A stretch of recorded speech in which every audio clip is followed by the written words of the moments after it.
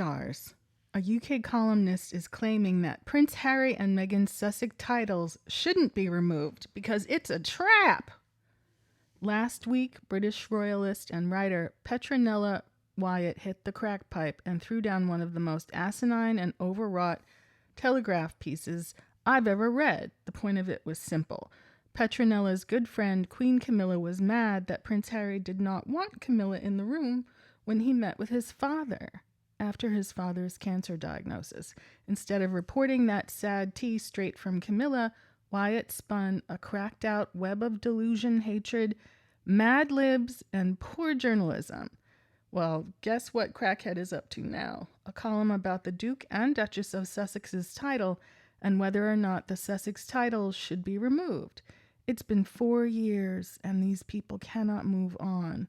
Interestingly enough, Wyatt argues that the Sussex titles should not be removed.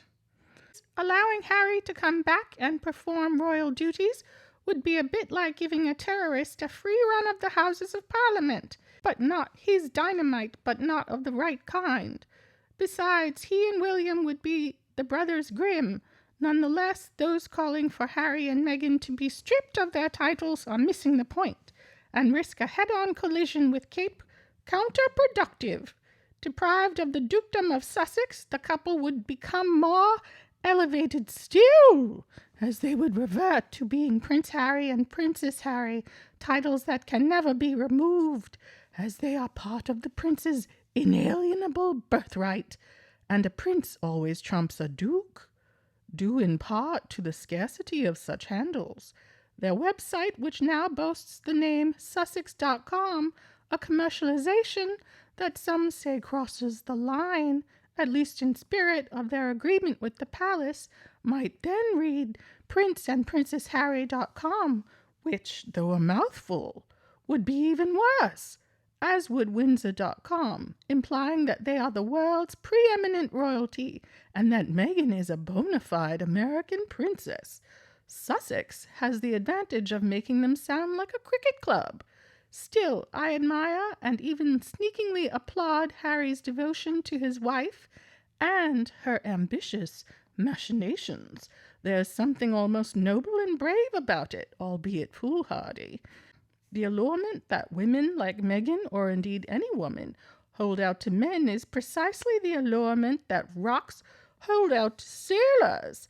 They are enormously dangerous and hence enormously fascinating. To the average man, even royal ones, they offer the only grand adventure he will ever encounter. Take them away, and his existence would be as flat and dull as that of a caterpillar. Even to the unusual man, the adventurous man, the imaginative and romantic man, which Harry is not, they offer the adventure of adventures, like something in H. Rider Haggard, and Meghan is certainly she who must be obeyed. Wyatt went on to suggest that Meghan was some kind of magical temptress manipulating Harry. We've heard it all before, and it seems to be a quite common view among educated white Britons working in the British media, that a black woman has magical voodoo powers and she can control hapless white men with a snap of her fingers. Even more specifically, they believe Harry is stupid and Meghan is exploiting him and everything around them. None of that is true. Anyway, Harry and Meghan wouldn't have used their Sussex titles for their website unless they were certain that Charles wouldn't remove them. Cry harder, crackheads. Just Jade comments that mental vampire Karen Rat wants H&M titles. She should go to Parliament and start the paperwork. That cow is really getting on people's nerves. Betty Rose adds, sounds like she's recommending widespread enforcement of burqas to keep these damn temptresses at bay. Might happen in the U.S. Stay tuned. B adds, yes, Betty Rose, it was so woman-hating. It made me wonder if this article was ghostwritten by a man, similar to when it was discovered that black Brit writers were allowing white writers to use their name to publish racist articles. What woman would write, the allurement that women like Meghan, or indeed any woman, hold out to men is precisely the allurement that rocks hold out to sailors? Does this not sound like something a man would write? It's also the logic used to justify burqas and locking us away. Yvette comments, yes, the signature voice and tone of this piece sounds suspiciously like that of Jeremy Clarkson. All writers have their own unique voice, or someone with a similar dislike and disregard of women. CC730 says, no, it's on par with a lot of female derangers you can find on Reddit. Some of it, the ending seems like a carbon copy of what is said by some practically every day. It's so wild that they can be so really abusive with their little opinions. Midnight at the Oasis adds, this crackhead rolled out every racist trope she could think of. The article drips of jealousy and racism.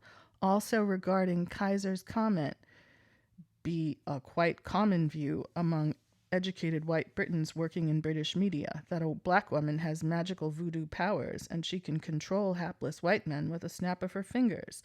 This has roots in slavery, when white aristocracy would use and abuse enslaved women, especially on Caribbean plantations, for their amusement. It just harkens to all these racist tropes from, colonialism and slavery to demean and erase all the good achievements and work done by Meghan. Good wife, good mother, good philanthropist, good actress, good businesswoman, travels, responsible, home life balance, all of that. Protecting her children, not disappearing, not being flaky or weird, not, sort of causing unnecessary worry and controversy. Responsible, right? Like someone who's really on deck and on board as a fully realized adult woman. Some people could take a lesson from that.